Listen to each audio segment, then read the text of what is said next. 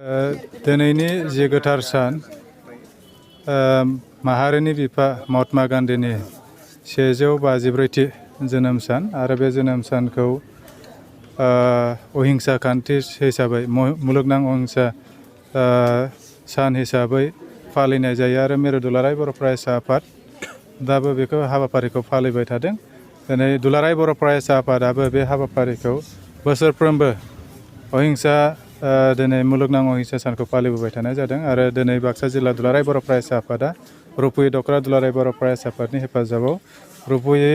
गोजौसिन गेजेरारि फरायसालिनि लांगोनायाव सानसेनि हाबाफारि लानानै बे हाबाफारिखौ फालिनाय जादों आरो बे हाबाफारियाव जों माहारिनि बिफा महात्मा गान्धीनि मुसुखायाव बिबार बावजेनदोंमोन तपेस्वर स्वरगयारि सार, सालबारि हायार सेकेन्डारिनि मानगेदेर प्रिन्सिपाल आरो बे फरायसालिनि गोरायुं लोगोसे फोरोंगिरि सारमोन आरो फरायसा फरायसुलि लोगो नांदोंमोन आरो सालबारि महकुमानि बेन्दोंनि दख'रा आफादनि दैदेनगिरि बिथांमोनजों जथायै बे हाबाफारिखौ फालिनाय जादों आरो बे हाबाफारिनि फालिनायनि जोंनि दुलाराय बर' फरायसा आफादनि गुदि थांखियानो जाहैबाय जोंनि ओनसोलाव गोबां बोसोर जे हिंसायारि खान्थिजों जोङो भुगिनांबाय गोबां समाव बे ओनसोलखौ लानानैनो जे गोबां मुं सुबाय बे ओनसोलाव फैजाया बे ओनसोलाव मानसि बुथारग्रा बायदि दानथारग्रा बायदि बांसावनानै जोंनि ओनसोलखौ बायदि लेभेलसिम लांबाय जेराव भारतआवनो मिथिनो गोनां जादोंमोन जे क'क्राझार होनबा बे बाक्सा होनबा बे साहा ओनसोल बड'लेण्ड ओनसोलाव फैनो गिनायसिम मोनसे सम फैबायमोन। दा बेखौनो बोरैहाय उद्धार खालामफिननो हायो दुलाराय बर' फरायसा आफादा बे अहिंसा खान्थिखौ मुलुगनां अहिंसा सानखौ फालिनायनि गेजेरजों जोङो मोनसे मेसेज होनो नागिरदों जे जोंबो मानसि हारि आरो जोंबो अहिंसा खान्थिखौ लुगैयो जायजों दिनै गोबां हिंसायारि जाथाय जादोंब्लाबो दिनै समाव एसे मोजां समाव फैबाय गावजों गाव गोरोबलायनाया फैबाय गावजों गाव बेबायदि हिंसायारि जाथाया दिनै गैलायानो होनजागोन गोबां खम जाबोबाय। दा बे खान्थिखौ लाबोनो बे गोसोखांथिखौ लाबोनो थाखाय दुलाराय बर' फरायसाफोरा जेब्लायबो नाजाबोबाय थादों। जोंनि गेजेराव गावजों गावनि गेजेराव हिंसा होनलायनाय सानलायनाय बे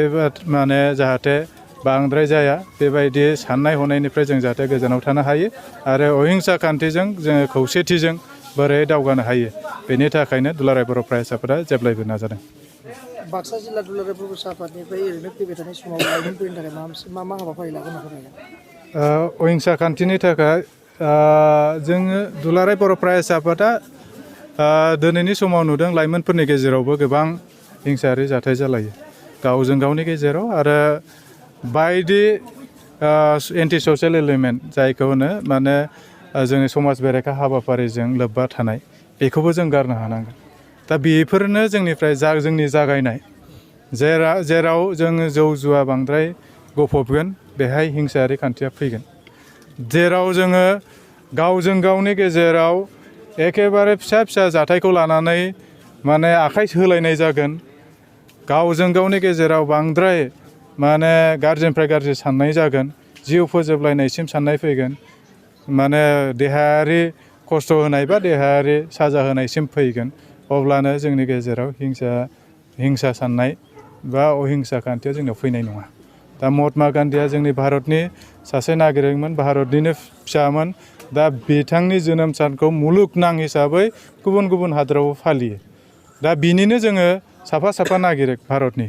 दा बे समाव महात्मा गान्धीखौ जोङो बावबा जानाय नङा महात्मा गान्धीनि खान्थिखौ बावबा जानाय नङा जोङो हिंसायारि खान्थिजों जों थांबा जानाय नङा। अहिंसा खान्थिजों थाङोब्लासो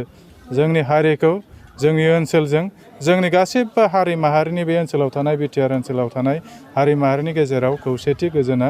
फैगोन। दा बिनि थाखायनो नैबे बायदि जाथाय माब्लाबा ओंखारनाया गुबैयै जों समाज बेरेखा खान्थिखौ जों गारनो हानांगोन। बिनिफ्राय जोङो गावनि जि थांखि आरो गोजोनखौ जोङो गायसननो हागोन। मिरुनि नोंथांमोनखौ लाहार फाहार खालामदों होनना मिथिदों। दिनैनि समाव बे मोनसे बिराद साननो गोनां जे जोंनि ओनसोलाव बिखेखय बिटिआर आरो जोंनि बाक्सा ओनसोलाव जुदि नायोब्ला फुजा मेलायाव जौ जुवाया दिनैसिमबो जोबाखै। बिनि थाखायनो जों दुलाराय बर' फरायसा आफादा DCSP जों सावरायबोबाय थानाय जादों आरो दखरा आफादा बायदि हाबाफारि लानाय जादों रुपुय हालामावबो जथायै जे फैबाय थानाय फुजा मेलानि सायाव जौ जुवाया जाहाथे बेहाय जायगा मोना बिनि थाखाय हाबाफारि लानाय जाबाय जथाय आफादाव बेहाय रुपुय ओनसोलनि मोनफ्रोमबो गौथुम आरो आफादफोरा बेहाय ज' जानानै हाबाफारि लादों CK हालामावबो बेबायदि लादों गुबुन गुबुन हालामफोराबो लादों आरो जोङो गोसोखांथि बिलाइ हिसाबै SDO SDPO SPDC निबो जों होनाय जादों आरो जोङो फुजा कमिटिफोरखौ बिथांमोनखौबो खावलायदों फुजाखौ जोङो गोसो गोथारै हिसाबै फालियो गोसो गोथार हिसाबै जों सिबियो फुजायाव थांनानै जोङो मन्दिराव खुलुमनानै जों बोर मोननो हास्थायनानै बेहाय थांनाय जायो नाथाय बेहाय जुवा गेलेनानै जौ फेनो थाखाय जाहाथे जायगा मोना आरो बेखौ जाहाथे सुबिदा होआ फुजा कमिटिया बेवहाय थांनानै जुवा गेलेनानै गावनि पकेटनि फैसाखौ जाहाथे बेहाय गावनि पकेटनि फैसाखौ नस्थ' खालामनानै बा पकेटनि फैसाखौ धंस' खालामनाय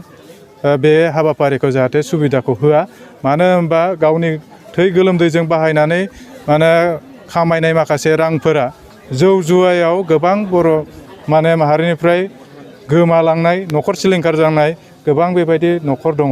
दा बेनि थाखायनो फुजा कमिटि मोनफ्रोमबो फुजा कमिटिफोरखौ जों खावलायदों जाहाथे नोंथांमोना बेखौ नोजोर होनांगोन जोंनि ओनसोलाव जिखिनि फुजाफोर जागोन बे फुजाया बोर मोननायनि थाखाय जायो सान्तिनि थाखाय जायो न'खराव बेहाय मेलायाव फैखांनायनि उनाव जौ जुवा लोंनानै जौ लोंनानै जुवा गेलेनानै जाहाथे दुमदाखाल जाहैया असान्ति जाहाथे जाहैया दिनैनि महात्मा गान्धीनि जोनोम सान अहिंसा मुलुगनां अहिंसा खान्थि सानजों लोब्बा लाखिनानै बेखौ खावलायबाय जाहाथे जोङो हिंसायारि खान्थियाव जाहाथे आखाइ होआ आरो नैबे फुजा मेलाया जाहाथे जोंनि थाखाय जिउ खहा फोजोबलायनायसिम मानो होनबा थांनाय बारावबो जादों रुपुय हालामनि सासे लोखि फुजा समाव सासे फरायसाया जिउ खहा जाबाय बेबायदिनो कालि फुजायावबो जोंनि राबां ओनसोलाव सासे जिउ खहा जाबाय फुजा मेला नायनो थांनायाव जिउ खहा जानाय जुदि फुजा मेला जायोब्ला बेबायदि फुजाखौ फालिनायनिख्रुइ फालिया साबसिन जागोन दा बेनि थाखायनो खावलायगोन जाहाथे फुजाया जोंनि थाखाय बोर जायो जाहाथे साव जाया बेखौ नोजोर होनानै जाहाथे फुजाखौ फालिगोन बेखिनिखौ मिजिंथिबाय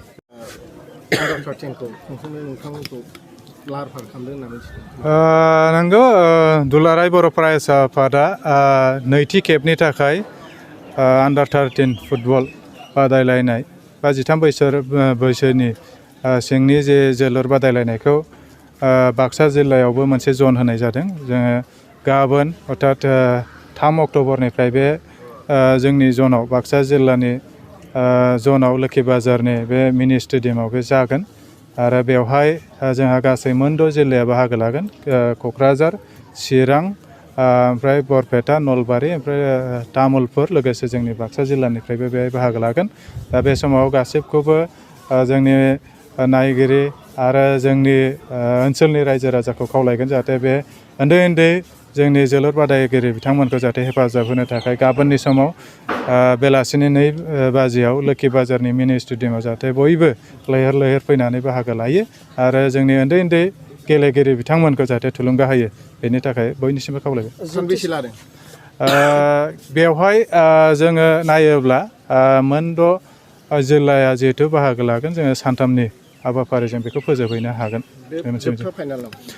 बेवहाय मोनसेल' टिम सेलेक्ट जागोन मोनसे जननिफ्राय जोंनो फोरमायनाय बायदिब्ला मोनफ्रोमबो जननिफ्राय मोनफा टिम दिनै बिश्वनाथाव दङ साउथ कामरुपआव दङ बेबायदिनो धेमाजियाव दङ बेबायदि हाबाफारिया जागोन बेनिफ्राय जोबथा फाइनाला चिराङाव जाहैगोन दा बेनि थाखायबो बाक्सा जिल्लाया रेडि जाबाय थादों प्रिपारेसन जाबाय थादों ट्रेनिं होबाय थानाय जादों जोंनि उन्दै गेलेगिरि बिथांमोनखौ आरो बे जिहेतु बाक्सा जिल्लायाव जागोन बाक्सा जिल्लानि जानानै मदद होनो थाखाय बयखौबो रायजो राजाखौ नायफैनानै मदद होनो थाखाय खावलायबाय जोबथि सोंलु हिसाबै